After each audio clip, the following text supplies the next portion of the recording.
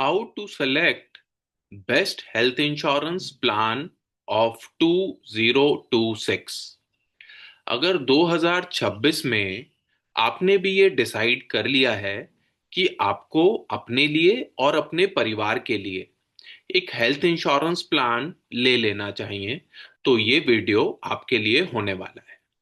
इस पूरे वीडियो में हम ये बहुत डिटेल में डिस्कशन करेंगे कि अगर आप भी अपने लिए और अपने परिवार के लिए 2026 में बेस्ट हेल्थ इंश्योरेंस प्लान लेने के बारे में सोच रहे हैं, तो उस बेस्ट हेल्थ इंश्योरेंस प्लान के अंदर क्या-क्या फीचर्स होने चाहिए और हो भी क्यों ना। क्योंकि जब भी हम अपने परिवार की बात करते हैं तो हम अपने परिवार को दी बेस्ट देना चाहते हैं, और वो चाहे हेल्थ इंश्योरेंस ही क्यों ना हो। तो फ्रेंड्स, आइए डिस्कशन करते हैं best health insurance plan of 2026।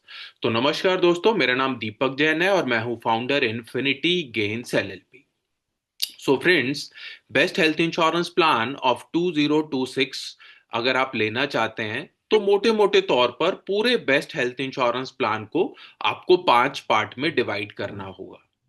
वैसे तो हेल्थ इंश्योरेंस एक ऐसा सब्जेक्ट है जिस पर मैं हमेशा ये कहता हूं कि उसके ऊपर पीएचडी किया जा सकता है, क्योंकि इतने सारे इफ हैं, इतने सारे बट हैं, और इतनी बड़ी पॉलिसी वर्डिंग है कि सिर्फ बनाने वाले के अलावा किसी और ने वो पॉलिसी वर्डिंग मुझे नहीं लगता कि कभी भी पढ़ी होगी। तो सिंपल भाषा में समझते हैं, आम बोलचाल की भाषा भाषा में समझते हैं कि best health insurance plan of 2026 कैसा होना चाहिए। तो इसको हमने मोटे तौर पर 5 पार्ट्स में डिवाइड किया है। तो फर्स्ट पार्ट का डिस्कशन करते हैं, must have features. Best health insurance plan के अंदर ये फीचर्स होने जरूरी हैं। वैसे तो फीचर्स की जो गिनती है वो अनलिमिटेड है, बहुत सारे फीचर्स हो सकते हैं, बट ये ऐसे फीचर्स हैं जो आपके बेस्ट हेल्थ इंश्योरेंस प्लान के अंदर होना मैंडेटरी है। No copay. Although a copay might reduce your premiums, your share of the bill add up to a lot in the long run. सो आपकी हेल्थ इंश्योरेंस पॉलिसी के अंदर no कोपे होना चाहिए। अब कोपे का मतलब क्या होता है? सपोज करिए आपके पास 10 लाख रुपए की हेल्थ इंश्योरेंस पॉलिसी है, आपने 10% का को पेमेंट लिया हुआ है। अब खुदा ना खास्ता आपका 1 लाख रुपए का क्लेम आ गया।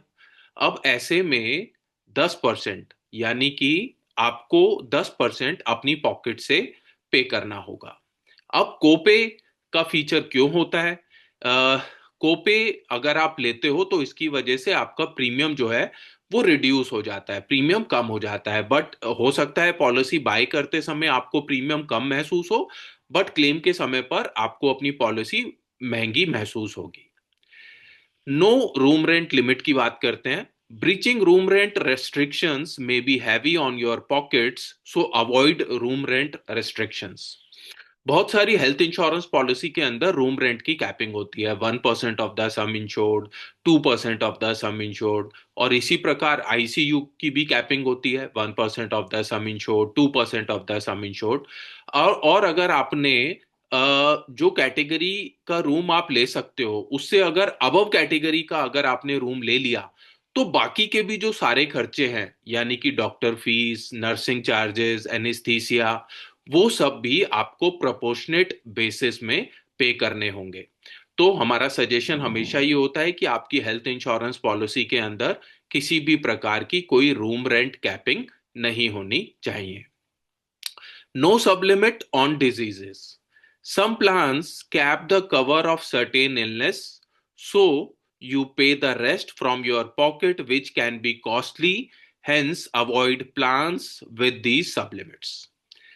तो कुछ हेल्थ इंश्योरेंस पॉलिसीज ऐसी होती हैं जिसमें कि सब लिमिट्स होती हैं डिजीज के ऊपर। यानी बहुत सी हेल्थ इंश्योरेंस ये कहती है कैटरेक्ट हो गया तो हम 40,000 देंगे, स्टोन हो गया तो 20,000 से ज्यादा नहीं देंगे। बट ऐसी पॉलिसी बाय करते समय तो सस्ती महसूस होती हैं, बट क्लेम के समय पर ये पॉलिसीज महंगी महसूस हो सकती हैं। तो आपकी हेल्थ इंश्योरेंस पॉलिसी के अंदर किसी भी प्रकार की कोई सब लिमिट नहीं होनी चाहिए किसी भी डिजीज के ऊपर। Low PED waiting periods. Pre-existing conditions are covered after the waiting period, so prefer a plan with lower waiting periods. जब भी आप एक fresh health insurance policy bye करते हैं उसमें कुछ वेटिंग पीरियड होते हैं। तो आपने अगर फ्रेश पॉलिसी बाय की तो फर्स्ट 30 डेज का वेटिंग पीरियड होता है, यानी कि पहले 30 दिन तक कुछ भी कवर नहीं करता एक्सेप्ट एक्सीडेंटल। इसी प्रकार stone, cataract, hernia, joint replacement surgery, ladies की गायनी से रिलेटेड प्रॉब्लम, ये सब कुछ कवर करता है पॉलिसी लेने के 2 साल के बाद। अब इसी प्रकार सपोज करिए आपने पॉलिसी बाय की और पॉलिसी बाय करते समय आपने ये मेंशन किया कि आपको बीपी या शुगर या और कोई मेडिकल एडवर्सिटी पहले से है और इंश्योरेंस कंपनी ने आपके प्रपोजल को एक्सेप्ट कर लिया, तो ऐसे में वो पीईडी कहलाएगी, यानी प्री एग्जिस्टिंग डिजीज कहलाएगी या कंडीशन कहलाएगी, और वो कवर होगी या तो 3 साल के बाद या 4 साल के बाद। तो आपकी हेल्थ इंश्योरेंस पॉलिसी के अंदर ये जितने भी वेटिंग पीरियड्स हैं ये जितने कम से कम होंगे उतना बेहतर आपकी हेल्थ इंश्योरेंस पॉलिसी के लिए होगा। प्री एंड पोस्ट हॉस्पिटलाइजेशन की बात करते हैं। Your expenses before and after hospitalisation can dent your pockets, prefer a plan that covers them. Hospital में एडमिट होने से पहले के खर्चे, हॉस्पिटल से डिस्चार्ज होने के बाद के खर्चे कहलाते हैं प्री एंड पोस्ट हॉस्पिटलाइजेशन। इसके अंदर डॉक्टर विजिट्स आ सकती हैं, डॉक्टर की जो कंसल्टेशन है वो आती हैं, डॉक्टर ने कोई मेडिसिन आपको प्रेस्क्राइब की वो आती हैं, डॉक्टर ने कोई टेस्ट आपको प्रेस्क्राइब किए वो सब आते हैं। और अमूमन आपको आज की डेट में 60 डेज एंड 180 डेज तक का प्री एंड पोस्ट हॉस्पिटलाइजेशन मिल जाता है। प्री एंड पोस्ट हॉस्पिटलाइजेशन जो होता है वो रिम्बर्समेंट बेसिस पर होता है, ये कैशलेस नहीं होता है, और इसको क्लेम करने के लिए आपको ओरिजिनल जो बिल्स हैं, जो रिसिप्ट्स हैं, वो अपने पास रखनी होती है सो दैट आप इंश्योरेंस कंपनी को वो सबमिट कर पाए। रिस्टोरेशन बेनिफिट की बात करते हैं।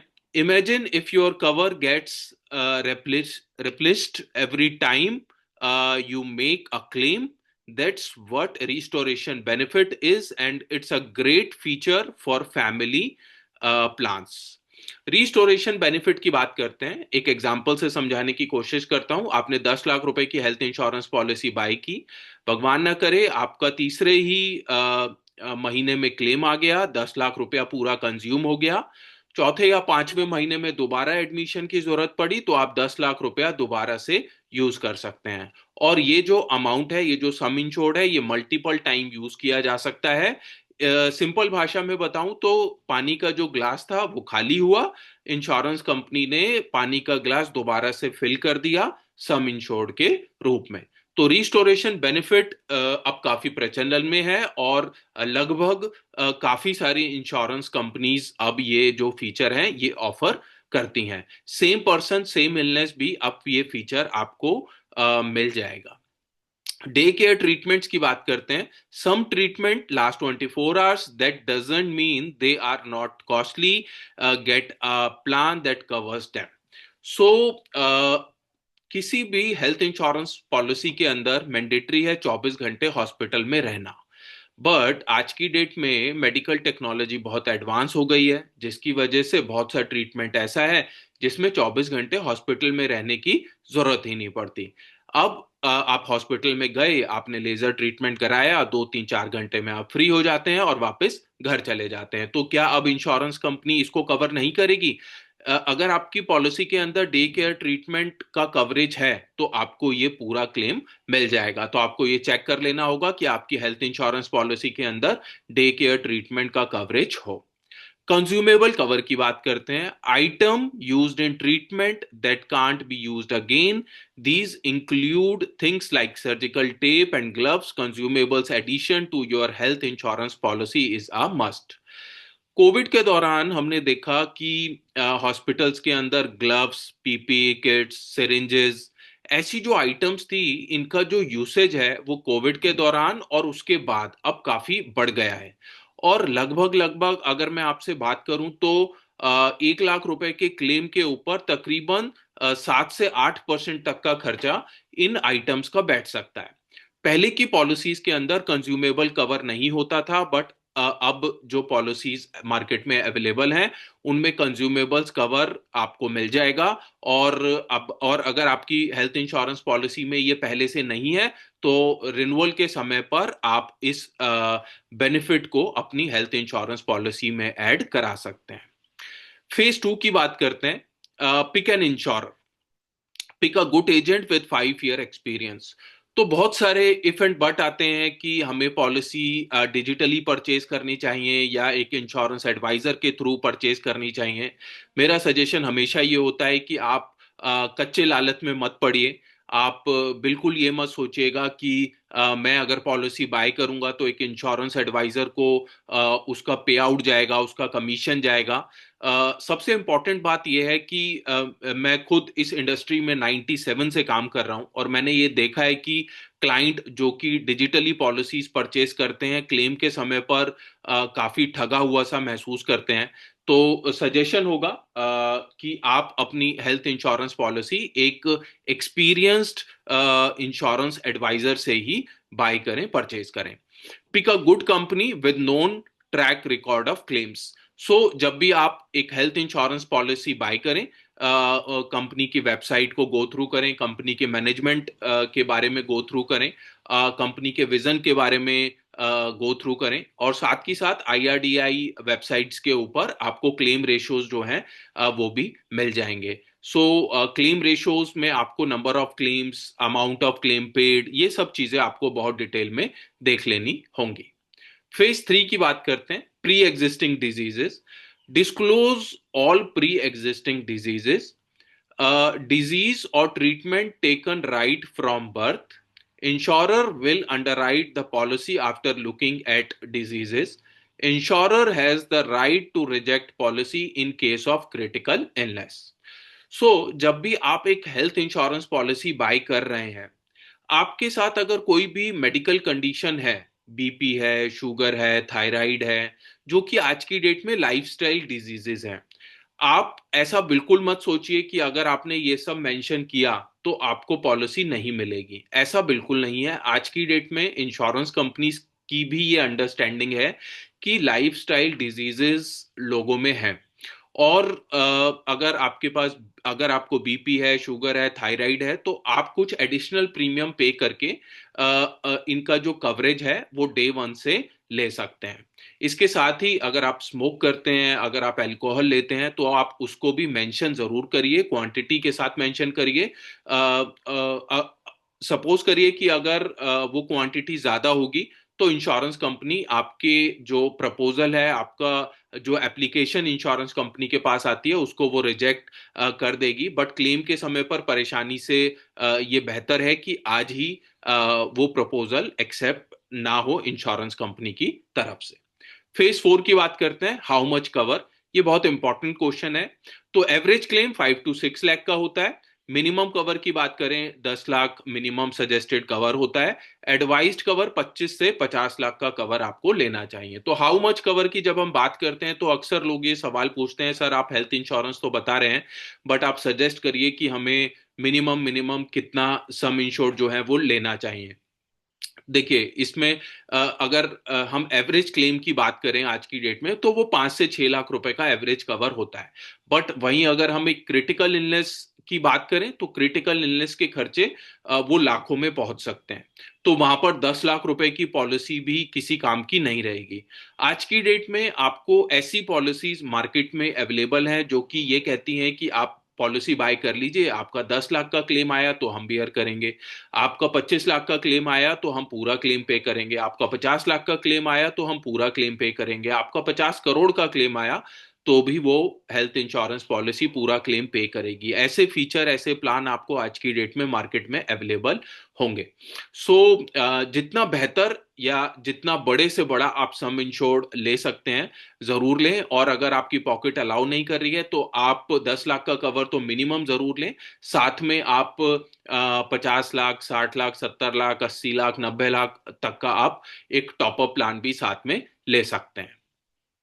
फेज 5 की बात करते हैं। Good to have features. So अभी तक हमने जो बात की वो किसी भी हेल्थ इंश्योरेंस प्लान के कुछ बेसिक्स हैं जो कि होने ही चाहिए।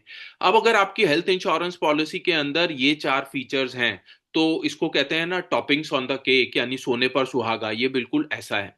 फ्री हेल्थ चेकअप्स की बात करते हैं। मैं हमेशा ये कहता हूं कि ये मेरा one of the favourite feature होता है। हम इंडियंस के अंदर एक छोटी सी कमी है, वैसे हम लोग बहुत अच्छे हैं बट हमारे अंदर एक छोटी सी कमी है। हम घर बनाने पर लाखों करोड़ों रुपया खर्च करते हैं, हम गाड़ी लेने पर लाखों रुपया खर्च करते हैं, हम अच्छा मोबाइल फोन पर खर्च करते हैं, हम अच्छी ब्रांडेड वॉच पर खर्च करते हैं, बट जब भी बात आती है अपनी फैमिली की हेल्थ की तो हम शायद वहाँ थोड़ा सा इग्नोर करते हैं। जब भी बात आती है सालाना हेल्थ चेकअप की तो उसको हम इग्नोर कर देते हैं। बट अगर आपकी हेल्थ इंश्योरेंस पॉलिसी अगर आपको ये फीचर देती है कि आप हेल्थ चेकअप करा सकते हैं every year without paying any additional premium, तो आपको ये फीचर जरूर लेना चाहिए। तो आपके अंदर ये एक हैबिट इनकलकेट आज हो जाएगी कि आप हर साल अपने लिए अपने परिवार के लिए हेल्थ चेकअप आप करा पाएंगे। आयुष ट्रीटमेंट की बात करते हैं। अगर हॉस्पिटलाइजेशन होता है तो उस दौरान अगर आयुर्वेदिक, योगा, यूनानी, सिद्धा, होम्योपैथिक ट्रीटमेंट अगर आपका होता है तो उसका भी अब आप क्लेम कर सकते हैं। डोमिसलरी ट्रीटमेंट की बात करते हैं। At home admission cover. Domiciliary treatment का मतलब होता है जब घर पर रहते हुए ही ट्रीटमेंट होता है, और ऐसा मेनली दो कंडीशन में होता है, या तो आपके आसपास हॉस्पिटल्स में बेड ही अवेलेबल ना हो, या फिर आप ऐसी कंडीशन में हो कि हॉस्पिटल में शिफ्ट ही ना किया जा सके। तो डोमिसलरी ट्रीटमेंट आपकी हेल्थ इंश्योरेंस पॉलिसी के अंदर होना जरूरी है। नो क्लेम बोनस ये एक बहुत अच्छा फीचर होता है। बिना कोई एडिशनल प्रीमियम पे किए हुए आपका सम इंश्योर्ड जो है वो रेगुलर बढ़ता रहता है। आज की डेट में ऐसे प्लान्स मार्केट में अवेलेबल हैं कि आपकी 10 लाख रुपए की पॉलिसी है, 1 साल चली, 10+10 की हो जाती है नेक्स्ट ईयर, फिर और 1 साल पॉलिसी चली, 10 लाख+20 लाख की हो जाती है। ऐसे करते करते 10 साल में अगर आप पॉलिसी में कोई क्लेम नहीं लेते हैं तो 10 लाख+1 करोड़ की आपकी हेल्थ इंश्योरेंस पॉलिसी हो जाती है without any additional premium. So friends, आज के इस पूरे वीडियो में हमने बहुत डिटेल में डिस्कशन किया कि अगर आप भी अपने लिए अपने परिवार के लिए best health insurance plan of 2026 लेने के बारे में सोच रहे हैं तो आपको ये वीडियो जरूर देखना चाहिए। और अगर आप और इसके साथ साथ आपको अपने फ्रेंड्स, रिलेटिव्स और एजेंट्स फर्टिनिटी में भी इस वीडियो को ज्यादा से ज्यादा शेयर करना चाहिए, सो दैट हम इंडिया के हर एक पर्सन को, हर एक फैमिली को ये अवेयर कर पाए कि हेल्थ इंश्योरेंस होना आज की डेट में एक मैंडेटरी रिक्वायरमेंट हो चुका है। सो फ्रेंड्स, इसी उम्मीद आशा के साथ कि आप लोगों का दिन शुभ होगा, मंगलमय होगा। Thank you so much.